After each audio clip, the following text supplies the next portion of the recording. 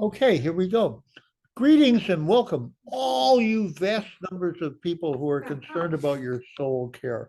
Um, and I say that kiddingly, because it really should be a larger group, but the fact that you are interested in this is important and we need to continue.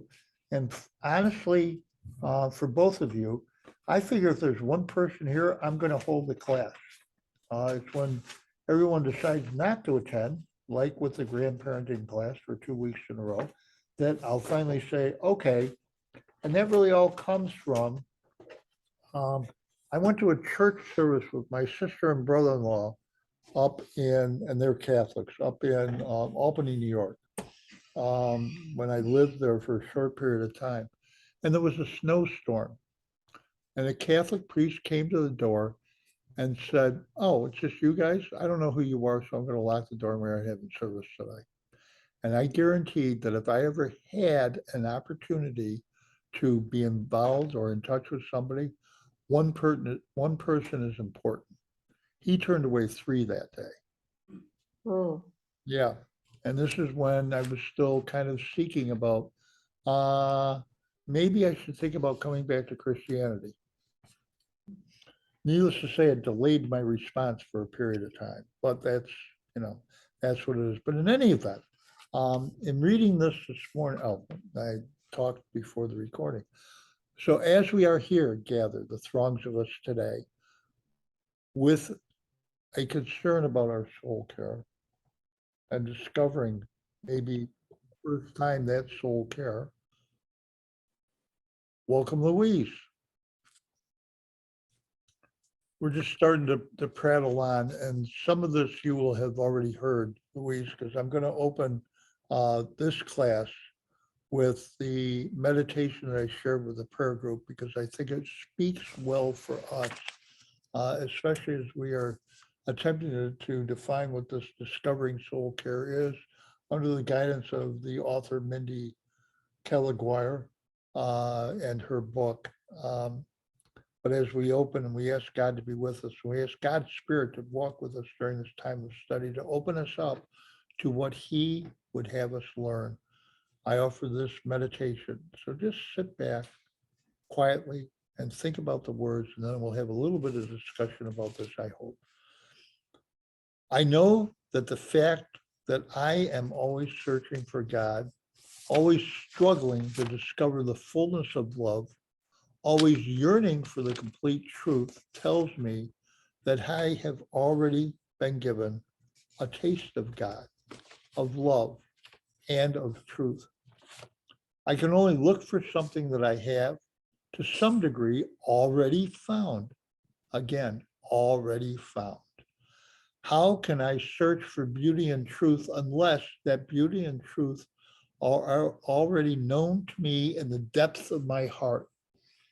It seems that all of us human beings have a deep inner memory of the paradise that we have lost.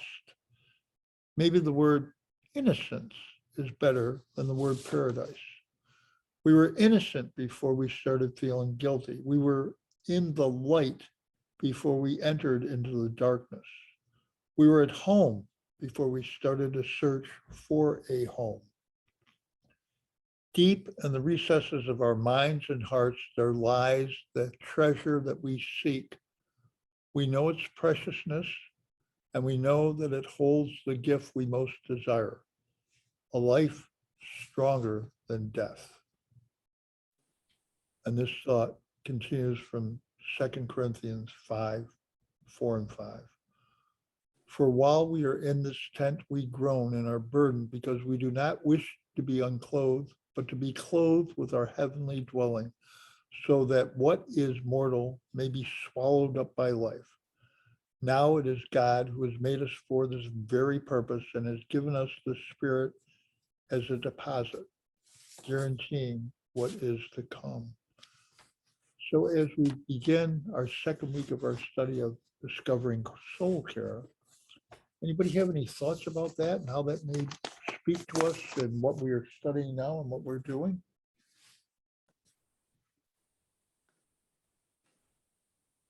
Louise. I had a thought, and that is that the more loved ones that you lose that are part of your Christian faith, the closer you feel to God. At least that's the way it is with me. It's like the older I get and the more loved ones that I've lost, the more I'm looking forward to seeing them again. That's, I guess, part of the journey. Amen. I had one of those near-death experiences. I did not want to go back. They just kept saying, no, Joe, you have to go back to sleep. Didn't want to.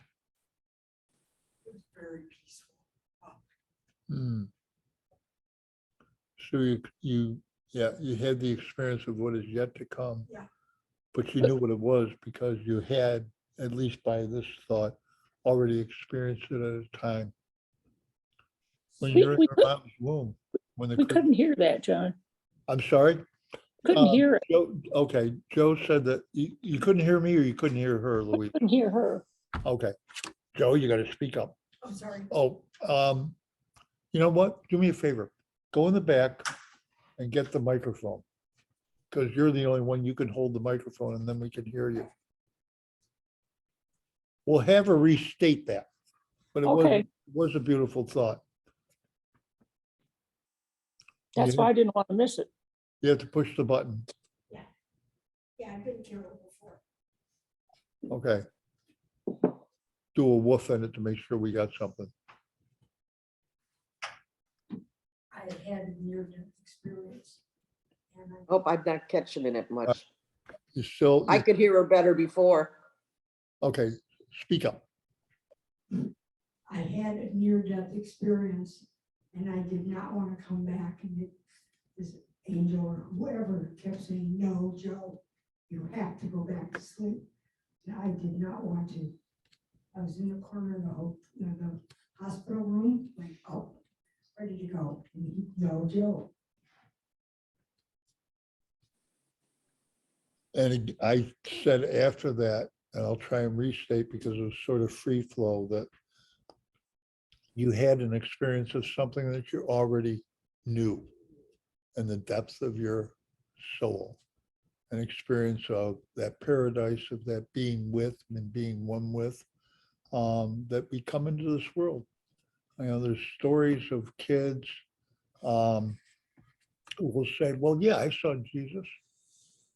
You know, because they live in that innocence and we're brought into the world in that innocence. And it's as we become more aware of the world around us and we start to filter out things because of hurts that we may have suffered through or whatever else, that we lessen that experience, that we lessen our knowledge of that, even though it's there. And so that's why when we get into a course like this, where we talk about taking care of our soul, that these words become important to us because what we're trying to do is reclaim that which we already know. Go ahead. Yeah, I'm always trying to find that peace again. It's really hard to get. And it's a beautiful thing. I mean, there are people who we know and love, we know the names of anyway, who are considered to be the great among us. And I'm thinking of Mother Teresa. And she had, as a young woman, an experience with Christ that she spent the rest of her life trying to reclaim and re-get and re-get. And it didn't happen. And she was upset. She felt separated from God. And she had to work through all of that because she herself, unto herself, could not get there again. And even somebody, Mother Teresa, you think, well, wow, she had it all together, right? And yet she suffered through that same sense of loss and sense of journey back to something that she had had previously. What was her experience? I'm sorry? What was her experience? She had an experience of the presence of being in the presence of Christ, and he basically saying to her, go and do this work. And so she, what at that point in time was not a nun. She came from a relatively affluent, I don't think they were greatly affluent, but a relatively affluent family. And she gave all of that up and went in and answered the call of ministry to go to India and do the work that she did there. And all throughout, she continued to pray to be in the presence of Christ again. and it didn't happen. So, and she went through a lot of struggle with that, a lot of depression, a lot of separation, a lot of anxiety, and a lot of her writings, when you look at them, are because of that, the feeling of separation, and her, what do they call them? Her confessors, her spiritual guides in the journey, which all nuns have, tried to guide her through that. She had some that were good.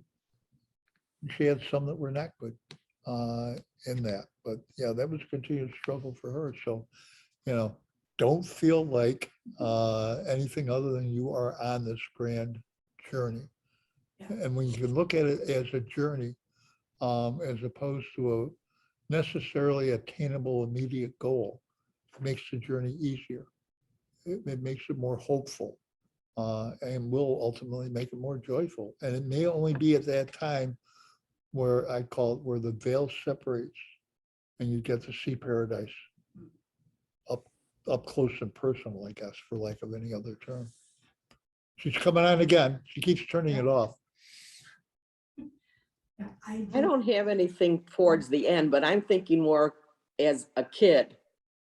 I was raised Catholic, so obviously we were around the nuns, and every kid always had their nun name, where the guys had, what they would want to, they'd be fathers, but you would play at communion and do all of this stuff thinking, this was what your life was going to be like. And then you get to a certain age, like 12 or something, and that's all gone by the roadside. But when you're little, like 6 and 7 and 9, you're still thinking you're going to be the nun, and you're going to do all of these good things, and life gets in the way and you don't end up doing your 9-year-old self anymore.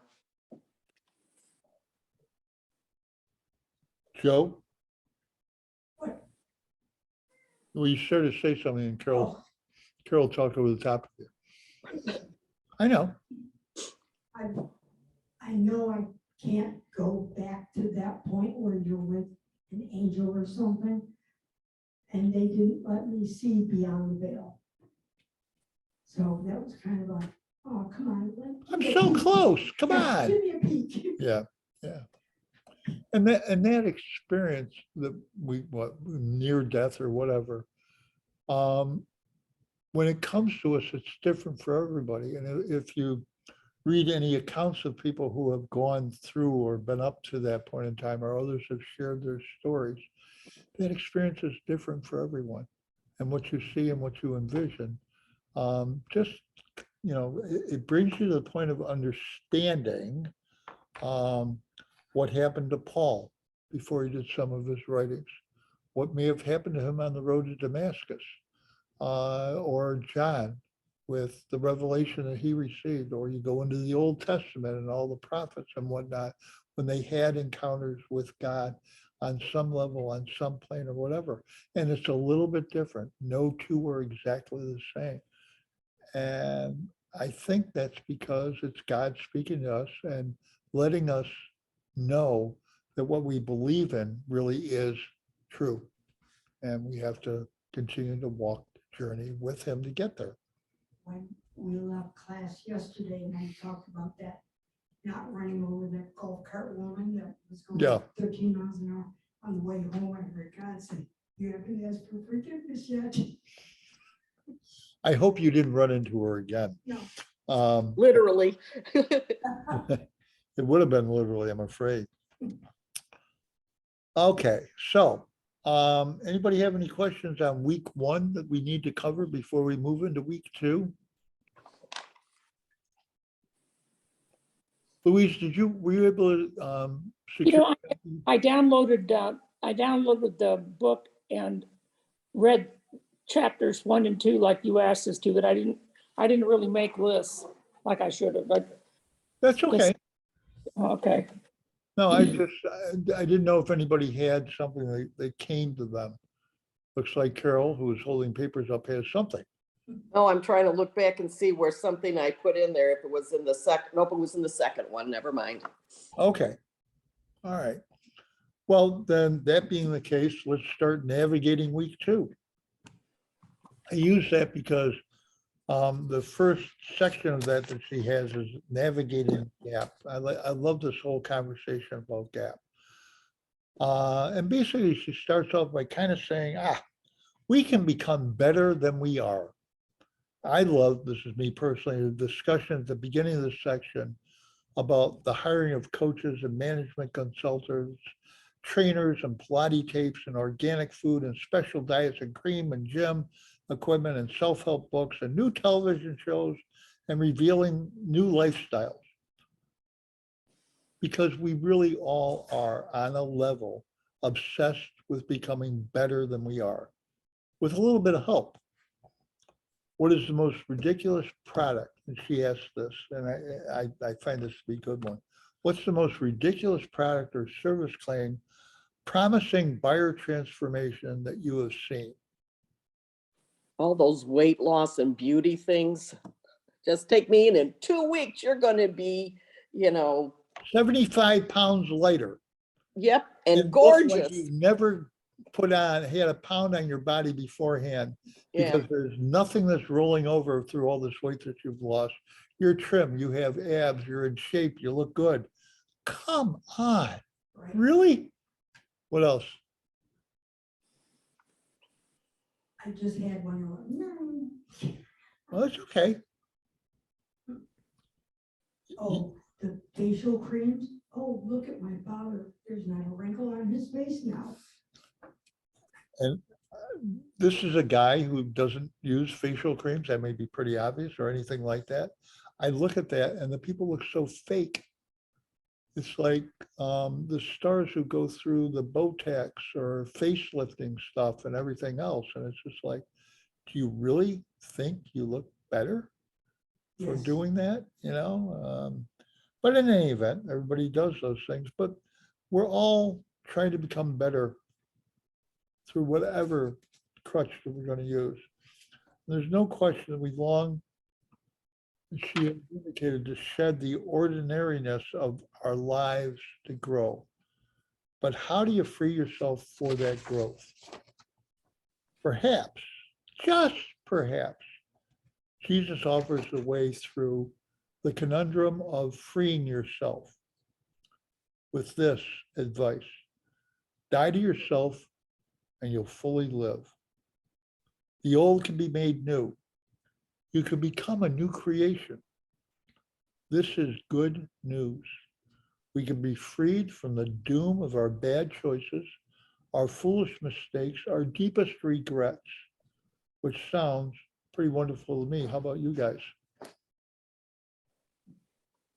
It sounds like you're going back to being 25 again. And it may be a level, although physically, maybe that's what it sounds like. Spiritually, I don't want to go back where I was when I was 25. No, That's not what I want to reclaim. I want to reclaim my innocence and my youth. Well, sort of like what I read to you before, my innocence, my youth, my connection with beauty and nature and whatnot that I had as a kid that I started to lose as life happened. my 9-year-old self. Yeah. Free as the breeze, without a care in the world, knowing that you were indestructible and trying to prove it with every chance that you had. What do you think about the statement this new creation business has both a now and a not yet dimension?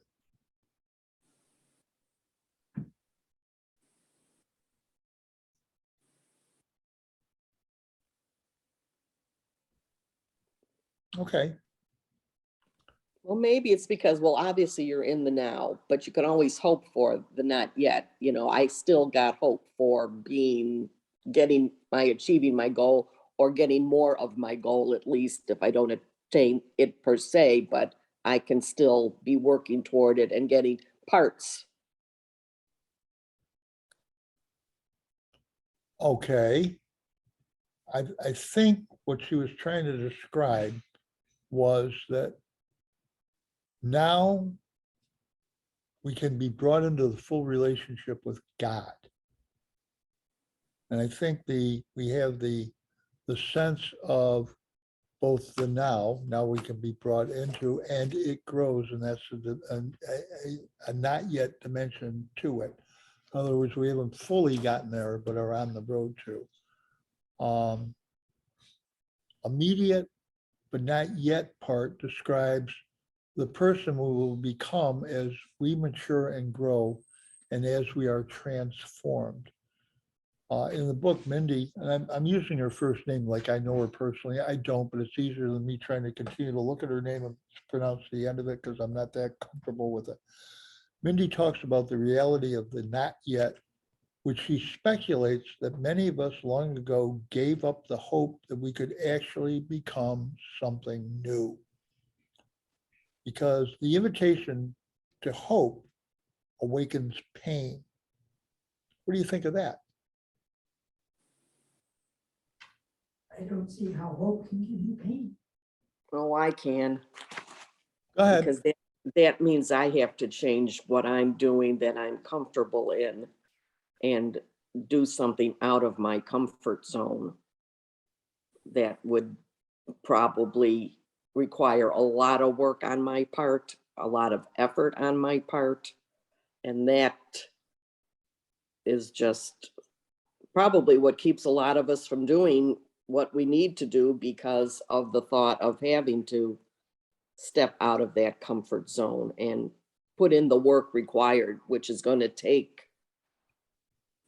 me doing things I don't want to do necessarily. Okay. She questions, and I join in that question. Does it lead you to that quest or journey to become a true disciple of Christ, or does it freeze you in your tracks?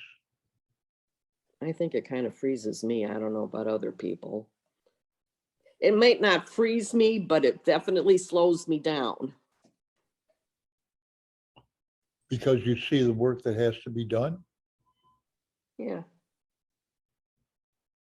And yet, isn't the concept that we're even talking about right now as we work through this week, that we don't do it alone?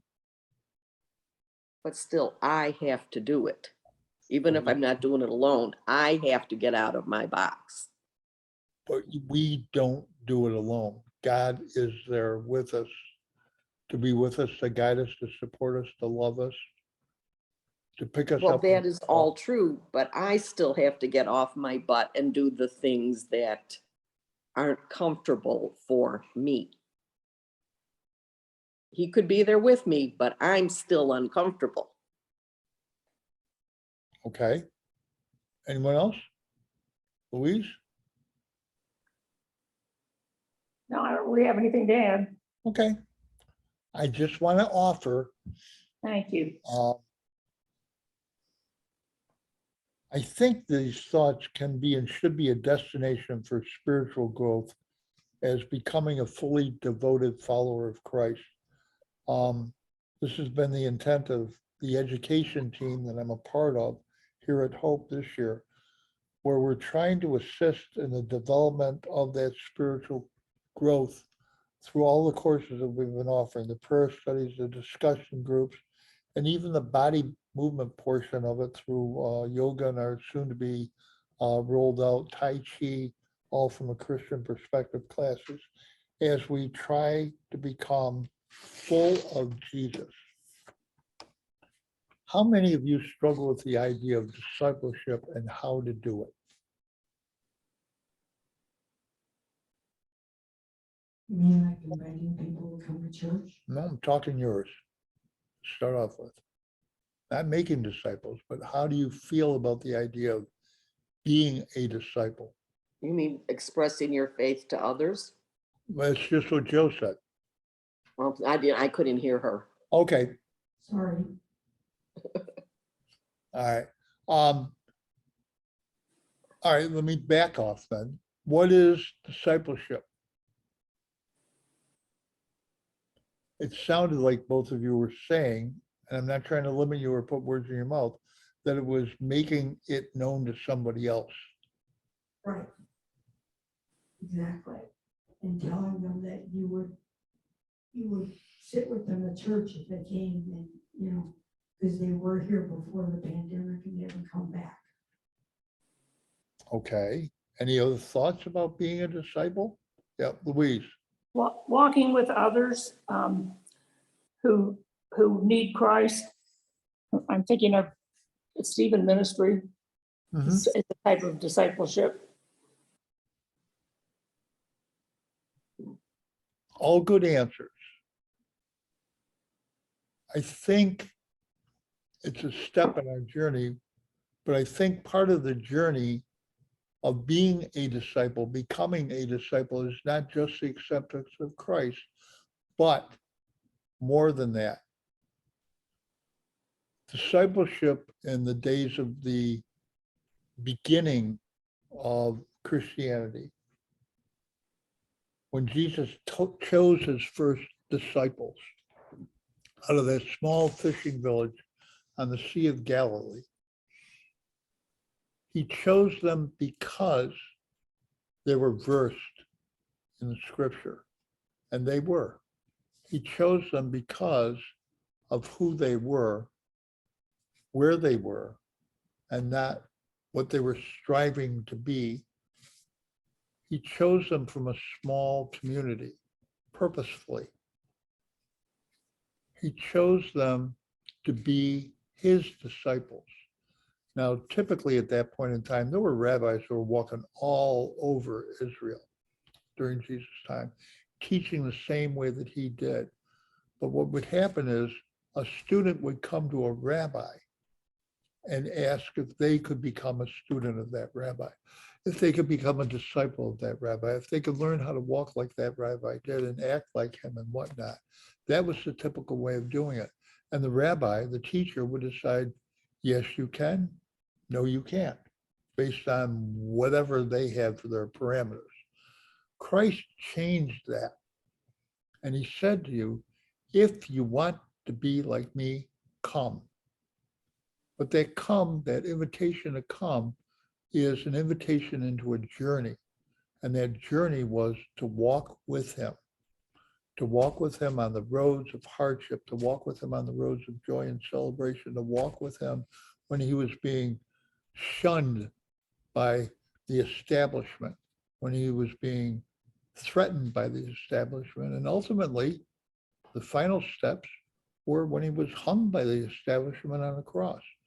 So discipleship is really taking the scripture that we have and hopefully continue to grow with and putting that in effect to follow Jesus. And when they had done that for a period of time, then Jesus said to them, after the invitation to come, that we've all accepted, oh, by the way, he then said to them, okay, you're ready. Go out and heal and pray for and spread my word. Okay, so we have this whole thing that we need to get through, we need to walk with and continue to walk with, which is being a true disciple of our rabbi, who is Jesus the Christ. So when I ask, how do you struggle with the idea of discipleship? There's no question, it's hard to make Christ known to someone else, even though we proclaim its ease each week when we say we want to know Christ and make Christ known. But a portion of that is, in order to share with others what we know and what we love, we need to get back to the idea of truly following Christ. Part of that ties into what we are doing now, this struggle, this burden for well-meaning that we have to bear as Christ followers, is that we never think we're good enough. That's why we have Discovering Soul Care, sort of coming back to a realization and recognition, as I suggested in that opening meditation, of getting back to that which we already know that we have and developing ourselves so we continue to walk with Christ, growing in the strength of that relationship. I liked one of the things that she shared, that the friend had shared with her, that full devotion is a matter of the heart and not a matter of moral and spiritual achievement. The heart is what has the capacity for us to be devoted. In fact, someone could be fully devoted on the day they first become a Christian. It's possible.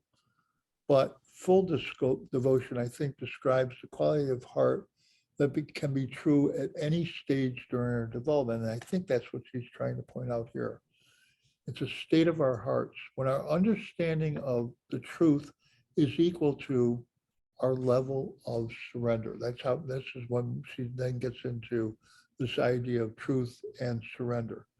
So let's talk about that concept and the idea of transformation as we go ahead. But does anyone have a question that they want to raise at this point? An argument you want to set forth? What are you terming surrender? What am I? Yeah.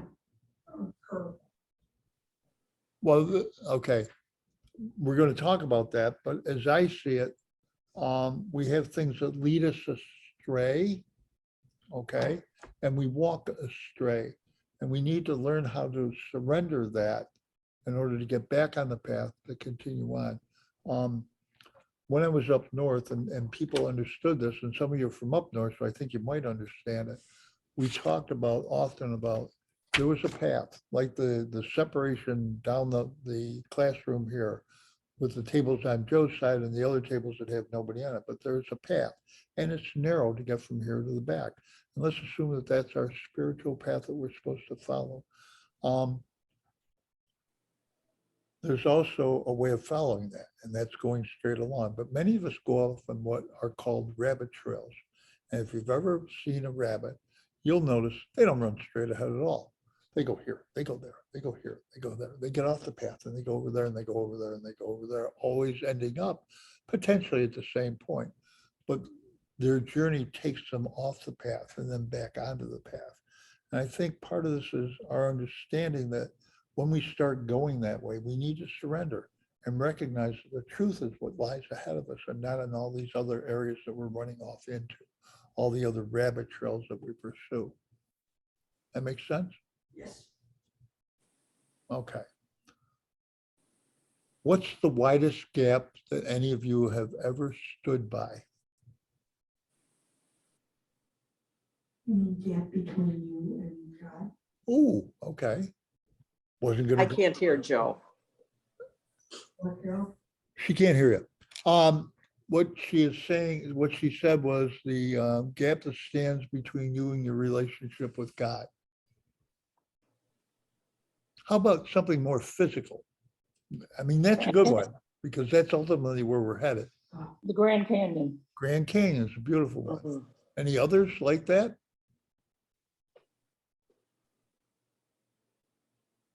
Well, if you think like the Atlantic Ocean going from, anywhere, That's, well, it's not exactly a gap, but it's a distance to cover. yeah, but it is. I was thinking the same thing. Diane and I were blessed to be able to go to Cocoa Beach a week ago for a couple of days. And we were in a complex that had 8 floors right next to where the cruise ships were going out in Cape Canaveral or in Canaveral or whatever it's called at that point.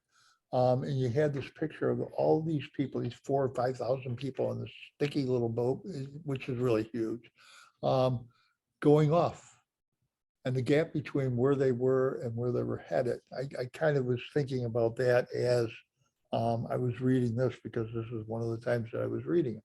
And that was a gap too, that separation, that sense of separation between here and there. And it could be as small as a creek or creek, depending on where you're from, running through a piece of property, through the Grand Canyon, through the ocean, that division. We each have experienced a gap between who we are and who we hope to be. We each respond differently. How do you think that looks in your life?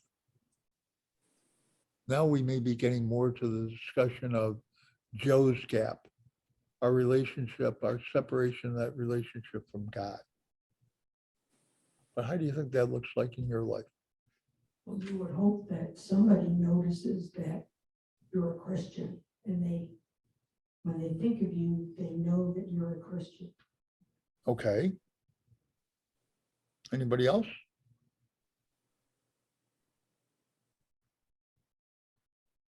I'm not sure I really understand the question.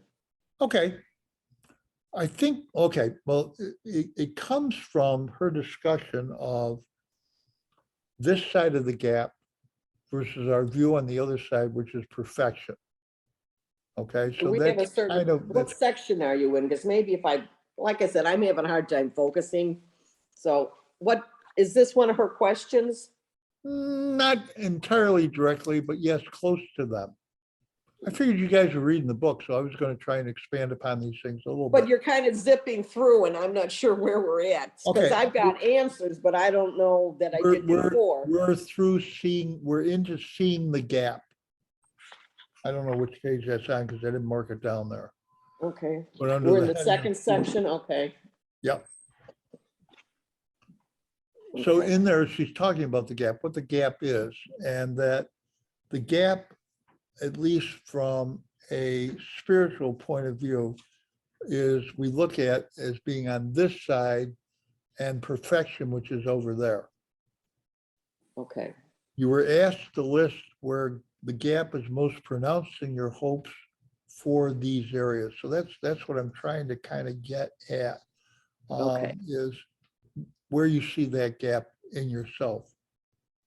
that I have answers to, because that made sense. When you put it that way, I didn't know where we were coming from, but I actually wrote down a few Well, things. you all can read the book, okay? And what I'm trying to do is give you an expansion on it. That's why the book is here, but I'm not looking at it.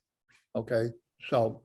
But I don't, nothing against you, but No, you're kind of taking things out of context a little bit more where she flowed a little better and I got the thing, so I got, Yep. anyway. And it's also my brain these days, so. But things I put down there were that I tend to be a couch potato and, I don't want to necessarily do that, but I'm kind of like stuck in the at-home mode and it takes a lot to get me off my couch. I'm the reader, the TV, the thing like that. So doing things out of my house is my gap.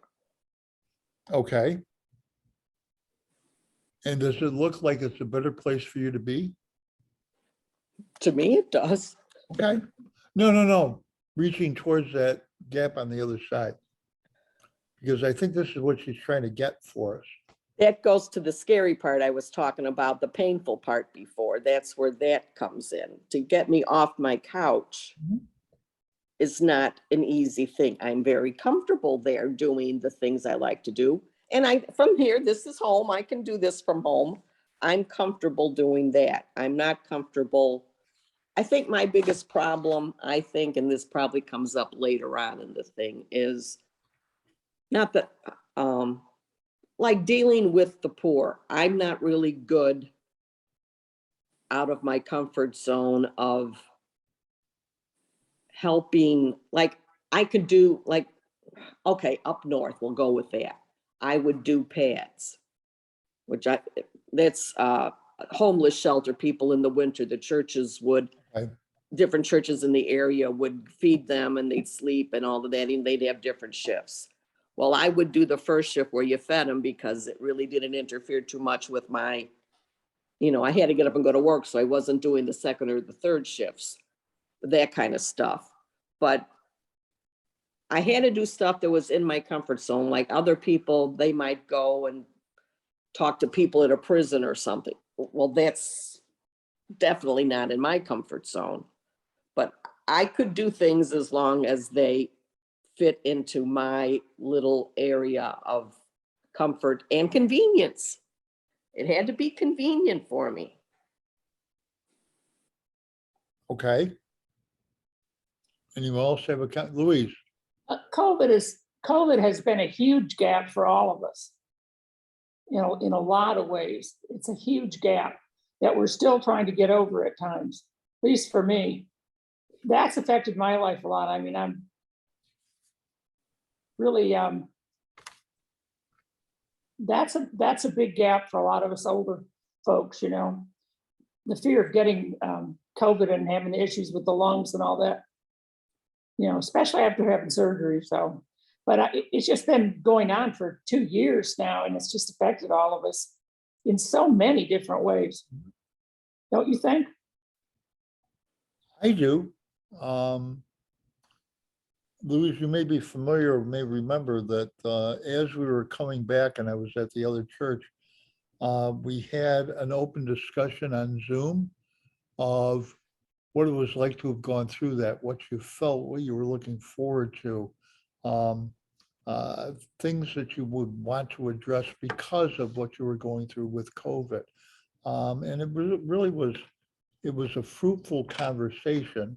I don't know that we ended up coming up with anything that absolutely 100% had to be changed, but we were able to have that conversation when we weren't having any conversations about it at all. It was just Well, something. you and Diane were able to share your experiences, which is really good. Right, right. So- So I think that's in part what we're talking about, and using COVID as maybe a little bit of a framework, because she goes on to say, how do you feel about that gap? Well, with COVID, there was a gap between where we were and where we wanted to be. And a lot of us felt anger, and we felt frustrated, and we felt hopeless. For some of the people that we contacted as members of that church, and I know that it happened here, but I'm not as familiar with it, where we were calling people who were at home because everybody was there. So we were calling everybody in the congregation. And there were like, what, 50 or 60 of us who were making these calls. Louise was one of my callers that I drafted, because I'm good at drafting people.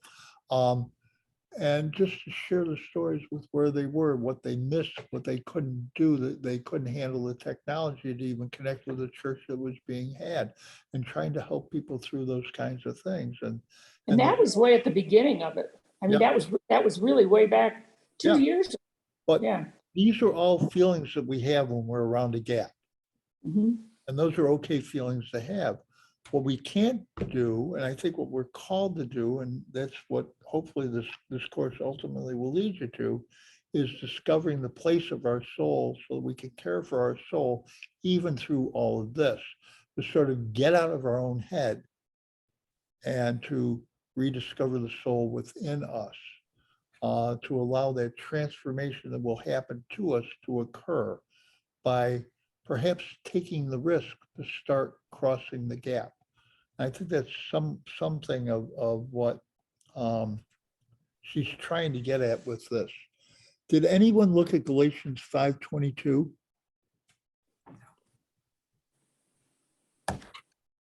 Give me a No. moment. Talk amongst yourselves. I'll put it up. Well, I'm talking, one of the other excuses, one of the things I put down for what do you tend to respond was you make excuses. Like, I'm too busy, it's too hot, whatever. I'm too tired. I can't do it. Yeah, When COVID hit, I always thought of myself as an extrovert, my husband introvert. I became like Carol. I was absolutely fine being at home, reading a book, watching TV. And I played Yahtzee. It drove him nuts not to be able to get out and be with people. And I was like, oh, I'm pretty happy here,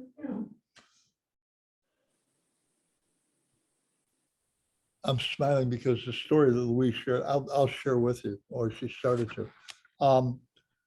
Before COVID hit in 2020, early January,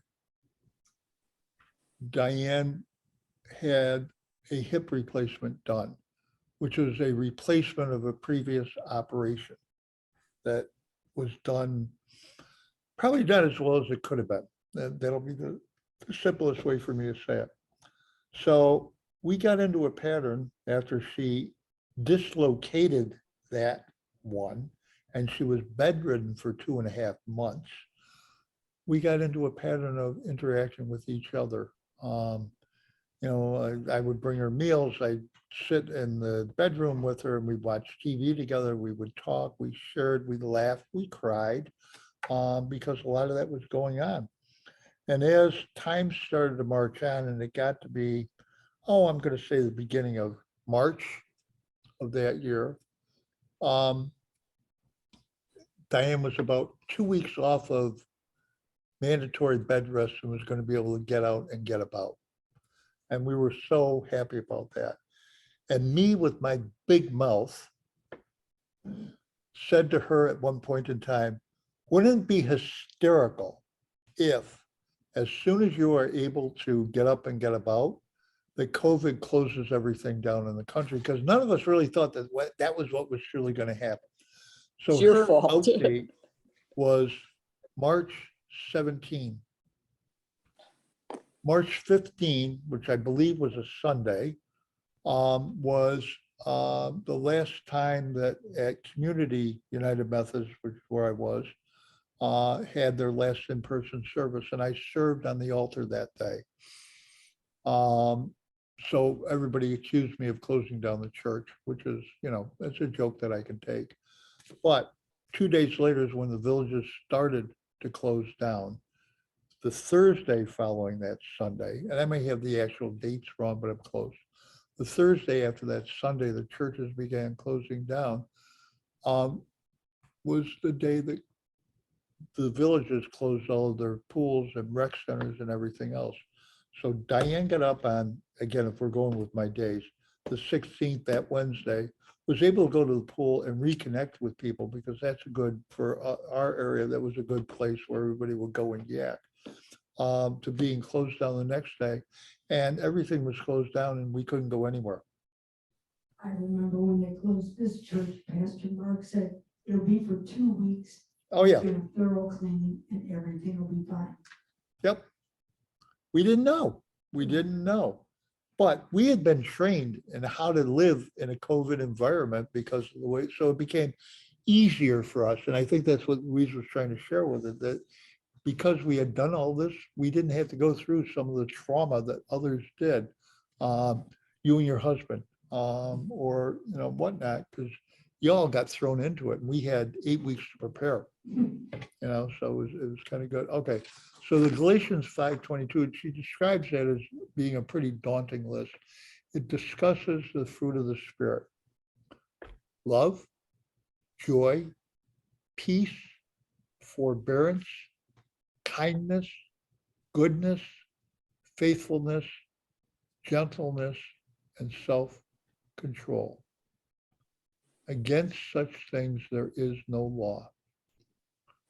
This is the soul care that Mindy is describing for us, the taking care of these things so that we can express love and joy and peace and forbearance and kindness and goodness and faithfulness and gentleness and self-control.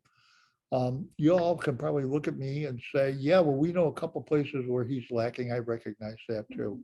One of them is that kind of self-controlish kind of thing, because I'm more than happy to sit and talk and do all those kinds of things. But this becomes a gap. That's the heaven that's over there, these gifts of the Spirit. But the gifts of the Spirit are here with us on this side of the gap. And it's our journey to recognize and to be transformed by them in our walk with Christ, so that we can understand their workings and the power within them and the power that it gives us to now get back to Joe of 10 minutes ago when she said, to let people know who Christ is, to make disciples. We exercise those things, we grow in those things, and we become the Christian that we would like to be and that we would like to portray to others in the way that we live, in the way that we act, and the way that we do. But in doing that and saying that, you also have to recognize, and Carol, I'm not picking on you, but I find, Yes, no, I don't want you to think this, but I find it's really, really easy for me now, when I'm not as physically able, to take my items of food and put them in the bin for the food pantry, and know that I'm doing something that is furthering that ministry. But going and being a part of it and sitting and talking with people and whatnot, I haven't been able to make the time to do that. So my goal is to be able to do that at some point, and it's something I'm working towards.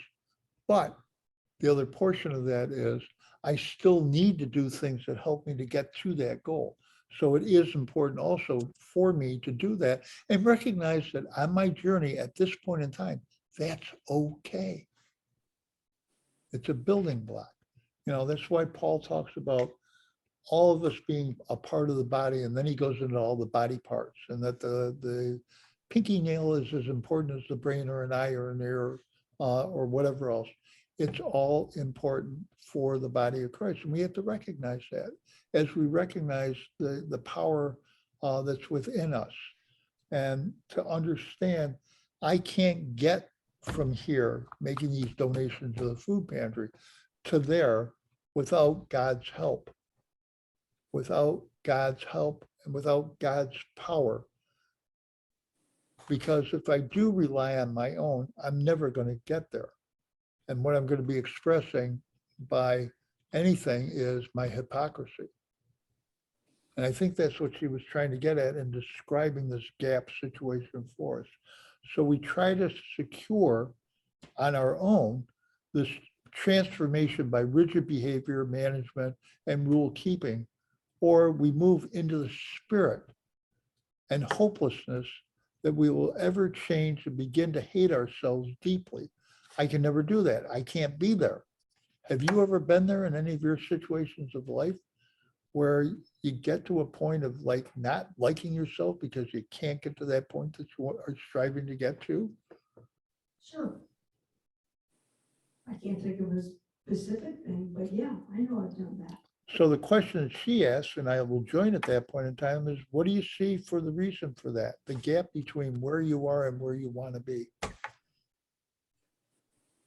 think what Carol said, you don't want to get out of your comfort zone, even though you're not happy there. It's there. Okay, so based on your reading of the book and our conversations, what do you do? Right. Okay, I think it involves a lack of confidence. Oh, good point. what she points out, and I absolutely agree with, is we need to ask for God's protection and love, prayer. Yeah. God has the power to instantly and dramatically transform each and every one of us, each and every one of us. He could do it instantly, he could do it dramatically, but typically he doesn't. The pattern we observe in scriptures involves not an immediate burning bush kind of situation, but rather a journey, a process, a joint lifelong venture between us and God, which can only happen when we allow God's space to walk with us. So the more we say, I can do this, I can get over there, I can make that all by myself, I can bridge that gap myself, the less we're ever going to be able to get there. The more we open ourselves up and give God space to walk with us, the better it is for us to be able to get to that point. It's a novel concept, perhaps, for us, or maybe even one that we've neglected. And I think at times, I'm going to speak for myself, I think at times I do neglect that. I do try to do it on my own. But I also have a lifelong set of times where I did stuff and it didn't come out exactly the way I wanted it to, but it did come out God's way, which sometimes was so far from what I wanted that I wasn't happy with the outcome until I stopped and reflected on, oh, okay, that's why. Because he was guiding me and I was struggling, digging my feet in. The picture of that they like to show of two pair of feet walking along the sand. And then at a point in time, it's only one, indicating that Christ is picking you up. I think at times mine was not he picking me up, but two heels dragging the sand as he was pulling me along.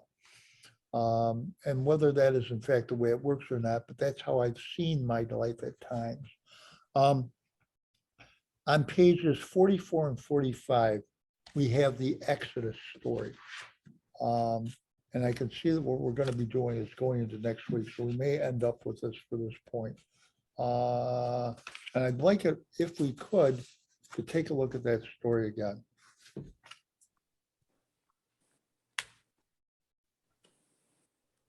Chapter 23, 20, and 27 through 28. See, I am sending an angel ahead of you to guard you along the way and to bring you to the place I have prepared. I will send my terror ahead of you and throw into confusion every nation you encounter. I will make all your enemies turn their backs and run.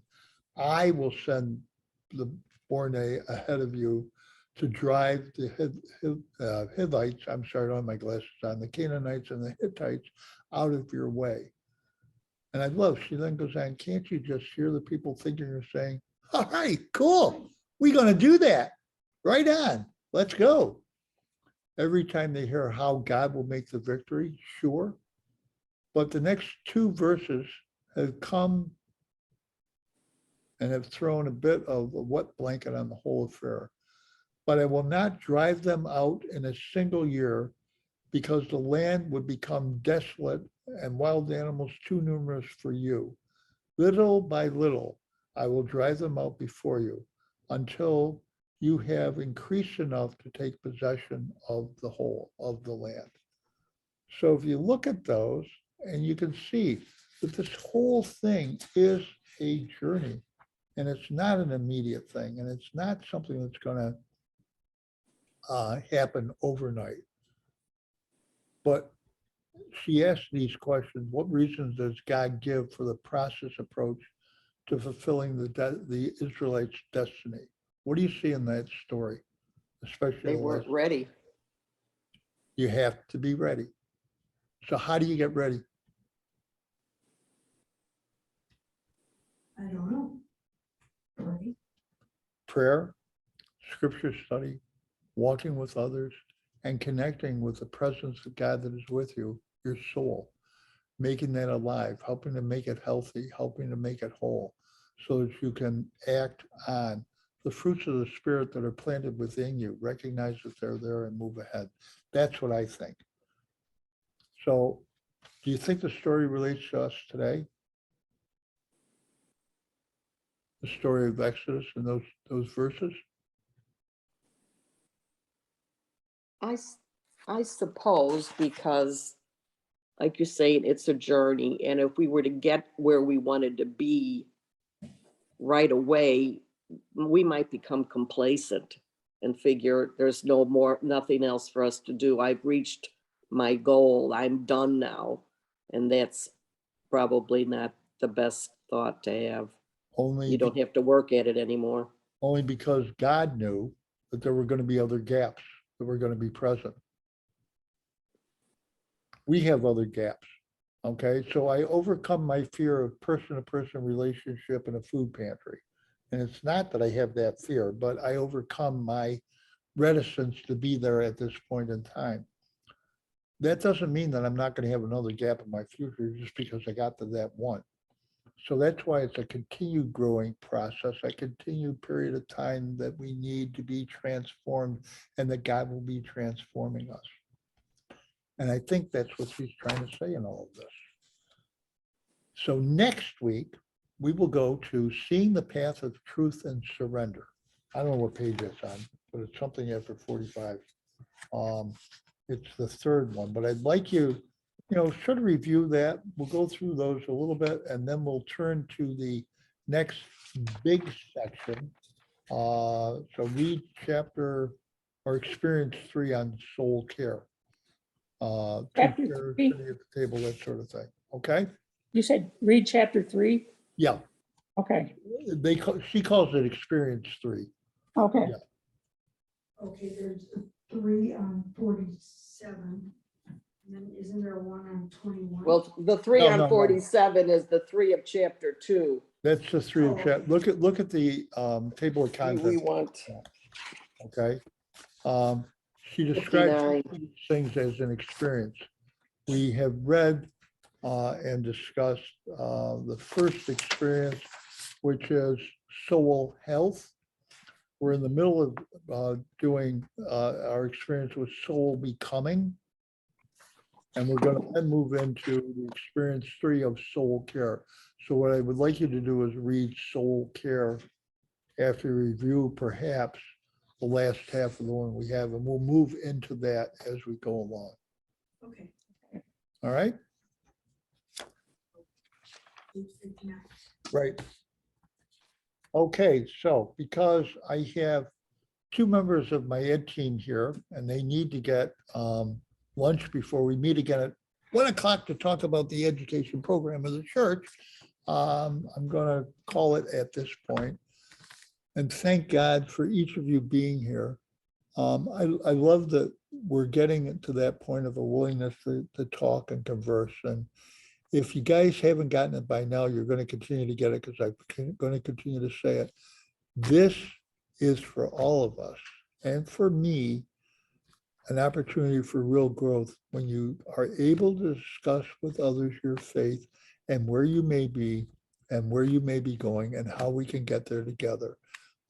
It's enriching, and I think it's the way Jesus wanted us to disciple and walk with him, because that's how he walked with his disciples. So thank you for being a part of this and continuing to be a part and continuing to do the work.